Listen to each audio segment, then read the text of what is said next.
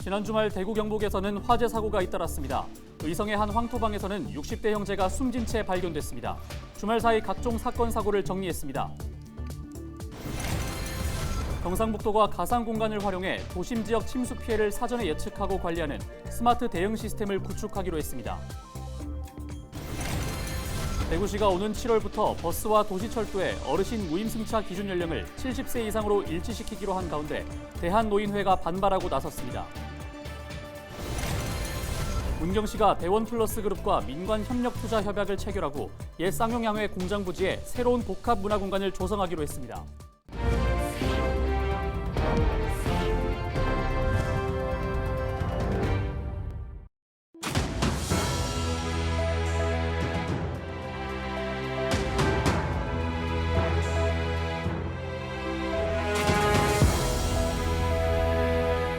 시청자 여러분 안녕하십니까? 헬로티비 대구 경북 뉴스입니다. 지난 주말 대구 경북에서는 화재 사고가 잇따랐습니다.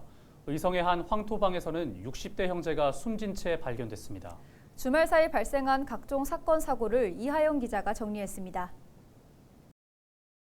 12일 밤 10시 반쯤 영주시 문수면의 한 주택에서 불이 나 소방서 추산 5,300여만 원의 재산 피해를 내고 2시간 30여 분 만에 꺼졌습니다.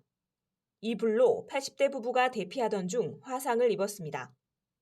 경찰과 소방당국은 보일러가 과열되며 주변 톱밥에서 불이 난 것으로 보고 정확한 화재 원인을 조사하고 있습니다.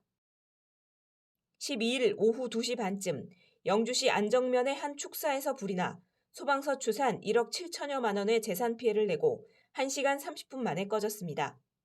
이 불로 다친 사람은 없었지만 돼지 600여 마리가 폐사했습니다.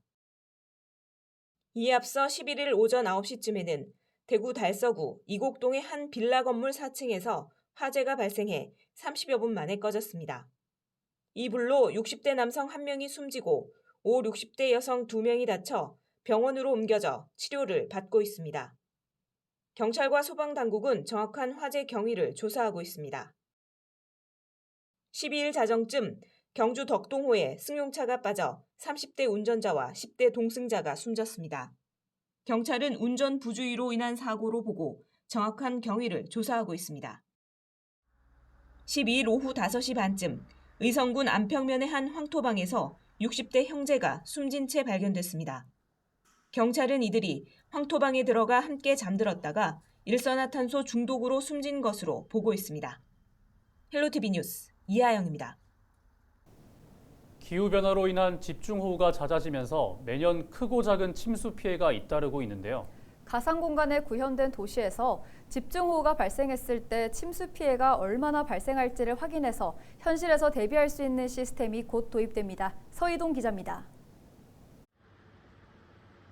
지난해 9월 태풍 흰남노가 강타한 포항은 아파트 지하 주차장이 침수돼 많은 사상자가 발생했습니다.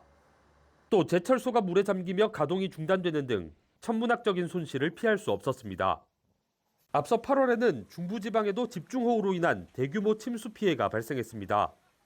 당시 윤석열 대통령은 디지털 기술을 활용한 경고 체계가 필요하다며 홍수에 대비할 수 있는 첨단 시스템을 구축하겠다는 의지를 밝혔습니다. 이에 과학기술정보통신부는 가상 모형, 이른바 디지털 트윈을 이용한 도심 침수 대응 시스템 구축과 실증에 나섰습니다. 디지털 트윈은 가상 환경의 실제의 사물 또는 공간을 똑같이 구현한 것으로 이곳에서 자연재해 등 다양한 모의 실험을 진행해 나온 결과를 바탕으로 현실 세계의 분석과 예측에 활용하는 겁니다. 경북도는 지난 2일 과기부가 디지털 트윈 기술을 기반으로 추진하는 도시 침수 대응 시스템 실증 사업에 선정됐습니다. 흰남노로 가장 큰 피해를 본 포항시에 올해 말까지 사업비 36억 원을 투입해 정보통신 기술을 활용한 도시 침수 대응 체계를 마련합니다. 건축물 대장과 고정밀 3차원 지형 데이터 등을 이용해 가상 도시를 구축합니다. 또 홍수 위험 지도와 하천 수위 예측 데이터 등 다양한 정보를 통합해 실시간으로 도시의 침수 위험을 분석 예측하게 됩니다.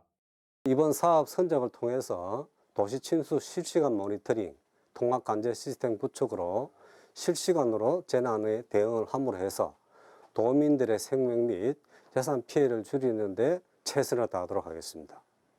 경북도는 디지털 트윈을 활용한 이번 실증 사업이 포항 지역의 침수 피해 감소에 미치는 영향을 분석한 뒤 효과가 입증되면 각 시군의 시스템 구축을 지원할 계획입니다.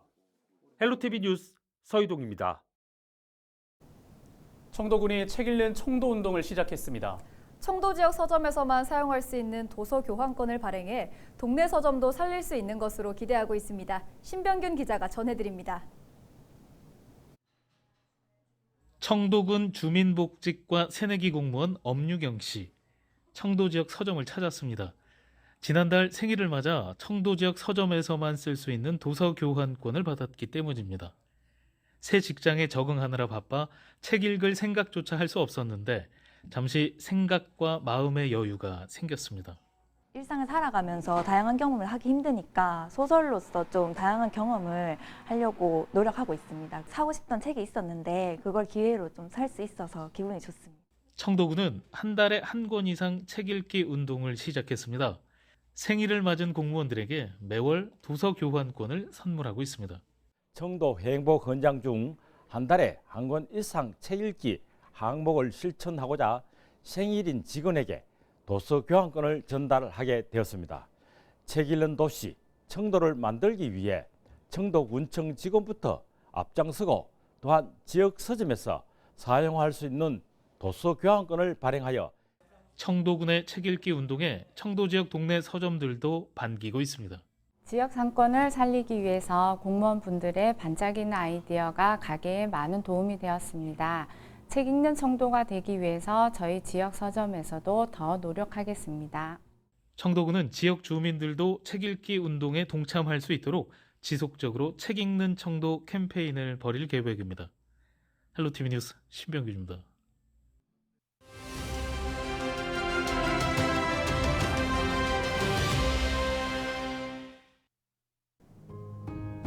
부장님, 오늘 점심은 한우 드시죠? 365일 한우 파격 할인. 한우 올해 내내 20% 싸게 팝니다. 최근 많이 접해본 문구일 것입니다. 한우 도매 가격은 내려가는데 사료값과 난방비는 오르고 축산농가는 어느 때보다 어려움을 호소하고 있습니다. 올해 한우 사육 마리수는 358만 두로 역대 최고치. 그러다 보니 이번 설 한우 도매 가격은 20%나 하락했습니다. 1년 새 속값도 최대 30%까지 급락했습니다. 그런데 정작 소매 가격에선 차이가 없었습니다. 유통비를 포함한 소매 가격 구조상 도매 가격이 하락한 만큼 소비자 가격엔 반영되지 않기 때문입니다. 여기에 고물가 고환율에 얼어붙은 소비 시장도 한우 소비에 영향을 미쳤습니다. 이렇게 나온 정부 대안이 바로 촉진 행사입니다. 한우 도매 가격 안정을 위해 전국 평균 가격보다 20% 싼 가격에 한우를 할인 판매하는 행사로 농협 하나로마트 전국 980곳에서 1년 내내 진행됩니다. 한우 소비 비수기인 2월에서 3월, 6월에서 7월, 10월에서 12월엔 더 싸게 한우를 파는 이른바 소프라이즈 한우 할인도 실시됩니다. 이번 기회에 평균 납품 가격을 공개하는 축산물 가격 신고제 도입도 검토되고 있는데요. 가격은 떨어졌다는데 체감이 안 된다는 소비자와 키울수록 손해라는 농가.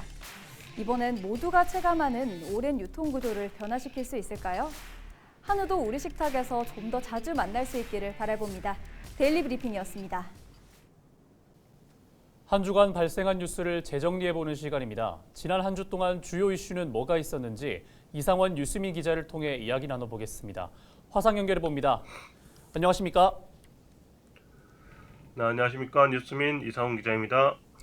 네, 우선 지난 한 주 동안 발생한 주요 이슈부터 종합해 주시죠. 네, 대구시가 결정한 버스와 도시철도 어르신 무임승차 정책을 둘러싼 논란들 살펴보고요. 13일부터 대구 대형마트 의무 휴업이 월요일로 변경된다는 소식 전해드립니다. 끝으로 대구시가 행복페이 발행을 중단하고 대구로 페이를 발행하기로 했다는 소식도 짚어봅니다. 네, 대구시가 버스와 도시철도 어르신 무임승차 연령을 70세로 통일하기로 결정했다고요?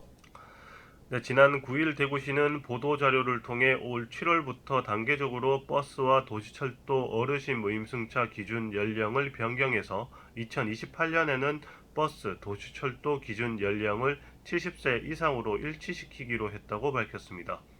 버스의 경우엔 75세 이상을 대상으로 시작해 해마다 한 살씩 기준 연령을 하향하고 도시철도는 65세 이상으로 시작해 한 살씩 상향한다는 계획입니다.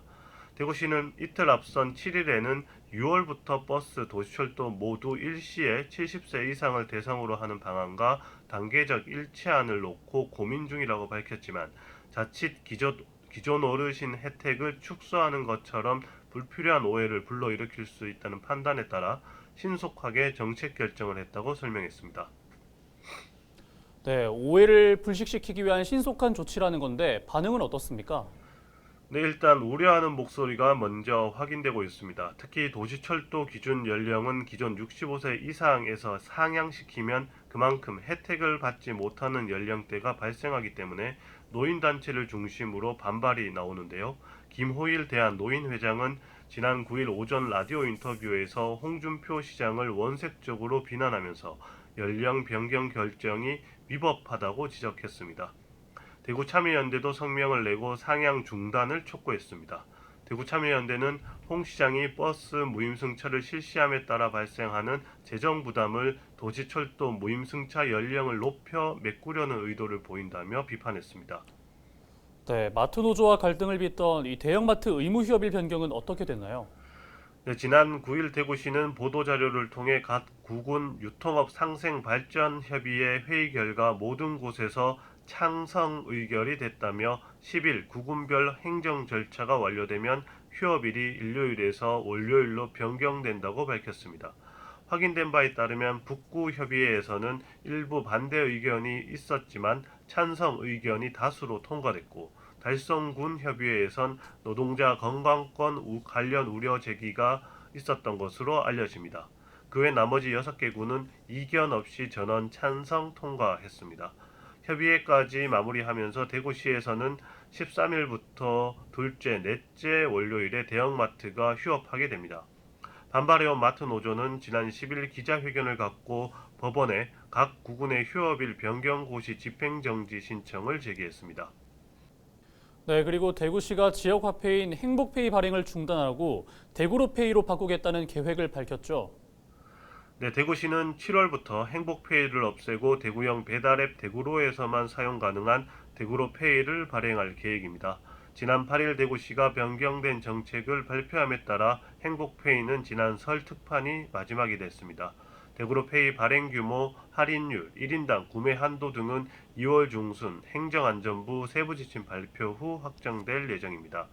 대구로페이 충전 및 결제는 대구로 앱으로만 가능해서 실물 카드를 발급해 사용하던 행복페이와 비교해 고령층 접근성이 떨어질 가능성이 우려됩니다. 실제로 대구로 가입자 중 60대 이상 고령층은 6.6%에 그쳤지만 행복페이는 2020년 기준 60대 이상에서 구매 비중이 27.5%를 차지해서 고령층 접근성 면에서 차이를 보였습니다. 네, 오늘 주간 이슈 점검은 여기까지 듣겠습니다. 지금까지 이상원 유수미 기자와 함께했습니다. 고맙습니다. 감사합니다.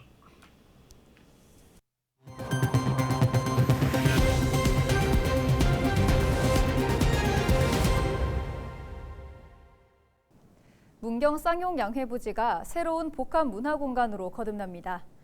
문경시는 지난 10일 대원플러스 그룹과 경제기반형 도시재생사업 민간협력투자 업무협약을 체결해 2026년까지 근대산업유산인 문경 쌍용양회 시멘트 공장부지와 건물에 새로운 복합 문화공간을 조성하기로 약속했습니다. 대원플러스 그룹은 또 문경시 전반에 걸쳐 관광시설을 개발하고 인프라를 확충하는 데에도 상호 협력을 이어나가겠다고 밝혔습니다.